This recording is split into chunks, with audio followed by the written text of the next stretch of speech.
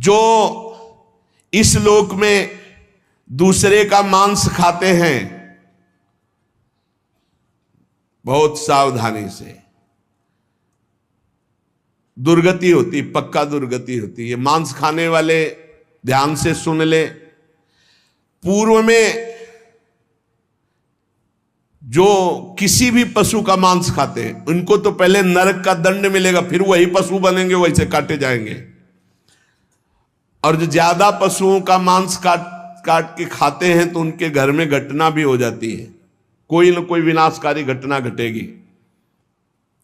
पूज्य श्री भाईजी महाराज हनुमान प्रसाद पोद्दार जी ने एक प्रसंग में बताया कि एक परिवार था जो बकरा और मुर्गी इनको घर में लाता और काट करके खाता। उनके 3 बालक थे, एक 4 महीने का था, एक 3-4 साल का था और एक 12 वर्ष का था। वो रोज देखता 12 वर्ष वाला कि ऐसे वो में कर रहा, उसको काट रहे हैं और फिर वो बनाया जाता, खाया जाता है। तो एक दिन अपने छोटे भाई को ले गया, उसकी बुद्धि खराब हुई और वही गड़ासा, और उसने कहा चलो खेलते हैं, पापा जैसे काटते हैं ना मुर्गी वैसे खेलते हैं। तो छोटा 3-4 साल का था, उसने हाँ छत में ले गया और चढ़ बैठा, जैसे चढ़ के बकरे के ऊपर मुर्गी के ऊपर, और बस वो काट डाला। और जो काट डाला तो चीख निकली तो वो अपने छोटे बेटे को नहला रही थी जो 4 महीने का, टप में ऐसे खड़ा करके, और वो छोड़ करके भागी ऊपर। तो टप में जितना पानी था वो बच्चा गिर गया, उसकी हिम्मत तो उठने की थी नहीं, वो वहां मर गया। और जब ऊपर गई उसका, अरे दुष्ट तूने काट दिया, तो छलांग मार गया भय से, वो नीचे आके गिर के मरा। पूज्य भाई जी ने तो विस्तृत में लिखा है कि इन मांस खानों वालों के परिवारों का बहुत बुरी तरह नाश होगा, और जब ये मरेंगे तब नरक जाएंगे, और फिर जब जन्मेंगे तब ये फिर वही बकरा बकरी बनेंगे, काटे जाएंगे। होश में रहो, समय आने दो, कर्म अवश्य में भोक्तव्यम, तुम्हें भुगाएगा, रो नहीं पाओगे। एक आगरे से आते थे तो उनका नाम मुश्किल है छोड़ पाना, बड़ी मतलब एक जैसे होता है ना रंगबाजी से, आपका आदेश तो उसी का मुश्किल है छोड़ पाना। तो बढ़िया स्वर्णिम उसकी पट्टे की घड़ी और बढ़िया नक्शे से, हर दांत बता रहे थे कि हर समय पान खाते रहते हैं। 2-3 महीने में झांझरी फिर गई थी। कैसे? कैंसर डॉक्टर ने बता दिया, मुश्किल है अब छोड़ना, शरीर छूटेगा। मर गया, मुश्किल है तो शरीर ही छूट जाएगा। इसका शरीर छूटना तो मुश्किल नहीं है, क्योंकि मरण धर्मा शरीर है। होश में पूरा परिवार नष्ट हो गया। जो यहां दूसरों के मांस को खाते हैं तो बड़े बड़े हाथियों से उनको पहले कुचलाया जाता है, चिरवाया जाता है, फिर कोल्हू में पेरा जाता है। बढ़िया आनंद लो। यहां जो कर रहे हो इसका बहुत लंबा हिसाब होगा। लोग सोचते हैं कि ये गप है, 5 मिनट में हिंसा की आजीवन कारावास, लाखों जुर्माना। तुम्हें यहीं से अनुमान लगा लो, यहां तो बहुत छोटा हिसाब किताब है, वो तो अनंत ब्रह्मांडों का हिसाब किताब है। आप विद्धास्तु यैर्वेदा वन्यास्य हिताग्नि भी ता इमे शैल श्रृंगाग्रात पात्यंदी धा पुनः पुनः। जो अपने पूर्वजों को पिंडदान नहीं देता, हवन नहीं करता, शास्त्र मर्यादा के अनुसार नहीं चलता, जो बिना पाणी ग्रहण किए व्यभिचार करता घूमता रहता है, ऐसों को बड़े बड़े ऊंचे पर्वत से नीचे खोपड़ी के बल फेंका जाता है। और जब नीचे गिरता है तो बड़ी बड़ी विषैली चींटियां चिपक जाती हैं और काटती है। अब और सावधानी की बात, जो पापी पुरुष के द्वारा दिया हुआ दान लेता है, स्वीकार करता है, पापी होश में ये रुपए की गड्डी नरक पहुंचा देगी। जो पापी पुरुषों द्वारा दिया हुआ दान लेते हैं, चाहे वो यज्ञ कराने के लिए, चाहे वो किसी भी कार्य के लिए, उन मनुष्यों को पत्थर के भवन में छोटे से ऐसे गैसील, बिल्कुल गैस ऐसी जहरीली, उसमें कीड़े की तरह उन्हें बंद कर दिया जाता, बाहर से कोई वायु नहीं, बंद। अब कितने हजार वर्ष, कितनी घबराहट है। अब सोचो, पत्थर के छोटे छोटे ऐसे भवन, उनमें गैस भरी हुई जहरीली, उसमें बंद कर दिया गया। दशांश लिया जाता धर्मात्मा पुरुष का, दशांश दान है धर्मात्मा पुरुष का, 100 मेहनत से कमाए। अब अगर तुम 10 रुपए दान कर दोगे तो बहुत बड़ी बात हो जाएगी। एक गरीब आदमी बड़ी मेहनत से अपना पेट पालता था, तो एक किसी व्यापारियों के संग में था। तो सब व्यापारी बड़े बड़े अपने अच्छे पदार्थ भोजन के, वो खिचड़ी लाया था घर से, कहीं यात्रा में था। उसका नाम भोला भी था, भोला एक किसान आदमी। तो अपनी थाल में रख के पानी भरने के लिए गया, इतने में कुत्ता आ गया। एक कुत्ता खा, वो दूर बैठ गया, कुत्ते को खा दिया। सब व्यापारी उसका मजाक उड़ा रहे थे। फिर अपनी थाल ली, मांझ करके रख दिया, और जो जल था उसी को पी लिया। रास्ते में जा रहे थे, एक भयानक ब्रह्म राक्षस प्रकट हुआ। अलग अलग कोटि के प्रेत भी होते हैं, अब तो सबके होश उड़ गए। भोला एकदम सीधा आदमी था। ब्रह्म राक्षस ने कहा सबको मार देंगे हम व्यापारियों। तो भोला ने कहा शुरुआत हमसे करो। तो उनका तुम्हारे ऊपर तो हाथ नहीं उठा सकते। क्यों? क्योंकि तुमने कभी बेईमानी नहीं की, धर्म से कमाए हो, और आज तुमने इतना बड़ा पुण्य किया कि भूखे थे, अपनी मेहनत की कमाई की खिचड़ी कुत्ते को खाने दिया।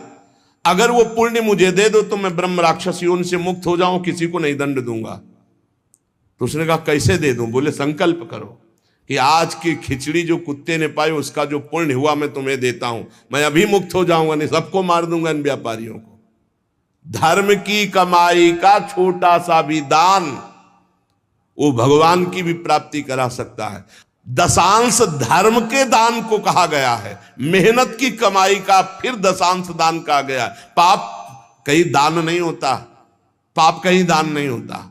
उसका विधान फिर ब्रह्म ऋषि बताते हैं कि आज तक किया, अब कभी पाप नहीं करेंगे, अब क्या करें, तो फिर उसका विधान वो बता देते हैं। ऐसा नहीं कि पाप करते जाओ, दशांश देते जाओ तो बुद्धि भ्रष्ट होती चली जाएगी। जो ये बहुत बड़ा अपराध है, उपकार करने वाले का अपकार कर देता है। कृतज्ञता, कृतज्ञ होना चाहिए। आपके लिए किसी ने उपकार किया, आपको आपका हित किया, आपके संकट में सहयोग किया, तो जीवन भर वो जब दृष्टि में आ जाए तो थोड़ा कृतज्ञ होना चाहिए। ऐसा नहीं कि उसका अपकार कर दो।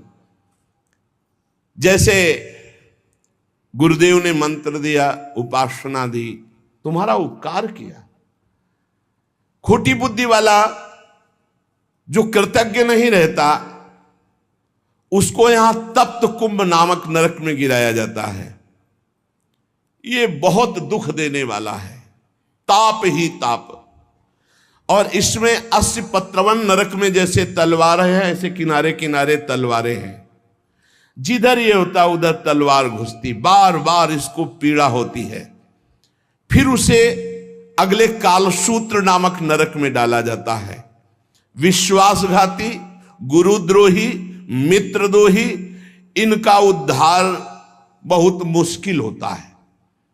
ये यहां नरक में भोग करके भी जब जन्म लेते हैं तो कोढ़ी, दुष्ट स्वभाव वाले, सर्प आदि ऐसी योनियों को प्राप्त होते हैं। यहां जो किसी का सोना चुरा लेते हैं, यहां जो शराब पीते हैं, उन महापापियों को यहां लाया जाता है। और जो शराब पीते हुए गला हुआ लोहा उनको पिलाया जाता है। ए भैया, शराबी जो पिए हो तो बंद कर दो आज से, नहीं आगे इंतजाम कुछ और है। हाँ, जलता हुआ लोहा पिघलता हुआ पिलाया जाएगा, मरोगे है नहीं, बहुत होश में। स्वर्ण की चोरी करने वाले को वैसे ही स्वर्णिम आग के ऊपर फेंक दिया जाता है, भुनो सारे। यहां कोई मानता नहीं, कहते सब झूठ है, भोगोगे तब पता चलेगा तुम्हें। और ऐसे लोग जब नरक से लौटते हैं तो उनको यहां भारी भारी घृणित बीमारियों से पीड़ित होना पड़ता है। राजन, जो नीच, अपवित्र, पापी पुरुष है, वो जब दूसरों से दान लेता है तो नरक में जो बताया गया वो भोग भोगता है, यहां जन्म लेता है गधे का, गधा बनता है। 2 ईंट देखते रहो आराम से। किसको? जो पतितों से, पापियों से दान लेता है, वो न ऊपर तो सुना दंड, और जब मृत्यु लोक में जन्मेगा तो वो गधा बनेगा। चाहे कोई भी हो, तैयार रहो पीठ मजबूत करके ढोने के लिए भार। जो अधिकारी नहीं है, पतित है, उससे जो पैसे के बल से पूजा करवाता, यज्ञ करवाता है, उस द्विज को जब नरक जाके पहले भोगेगा और फिर लौटेगा तो विष्ठा का कीड़ा होना पड़ेगा। जो पैसे के बल से पतितों को भी, आओ पूजा कर ले, आओ यज्ञ करवा देते हैं तुम्हारी, नहीं, पहले जजमान का परीक्षण होता है, अधिकार होता है। ऐसे द्विज को नरक से लौटने पर विष्ठा का कीड़ा होना पड़ता है। जो अपने गुरुदेव के साथ छल करता है, अहंकार करता है, कपट करता है, उसे पागल कुत्ते की योनि मिलती है। उसे नरक भोगने के बाद पागल कुत्ते की योनि मिलती है। जो गुरु की संपत्ति का अपहरण कर लेता है, मनमानी आचरण करता है, तो उसे यहां यही दंड मिलता है, अर्थात कुत्ते की योनि प्राप्त होती है। जो अपने माता पिता वयोवृद्ध का अपमान करता है, कटुवचन करता है, उसे यहां पक्षी की योनि प्राप्त होती है। जो बीमार रहता है हर समय, पक्षी, कष्ट से युक्त पक्षी की योनि। जो अपनी भाई की स्त्री का गलत भाव, तो वो कछुए की योनि प्राप्त होता है, बड़ा कष्ट में जीवन उसका व्यतीत होता है। जो यहां अपने मालिक के साथ दगाबाजी कर देता है, वो बंदर की योनि को प्राप्त होता है। जो दूसरे की धरोहर हड़प लेता है तो नरक भोगने के बाद वो नाली में कीड़ा बन करके रेंगता है। जो दूसरों के दोष देखता रहता है, वो नरक भोगने के बाद यहां अंधा पैदा होता है, आंखों से अंधा पैदा होता है। जो अपने मित्र या अपने प्रियजनों के साथ विश्वासघात करता है, वो मछली की योनि हजारों बार जन्म लेता है। जो मनुष्य यहां जौ, तिल, धान, अन्न इसकी चोरी करता है या अनाज के खेतों में आग लगा देता है, वो नरक भोगने के बाद यहां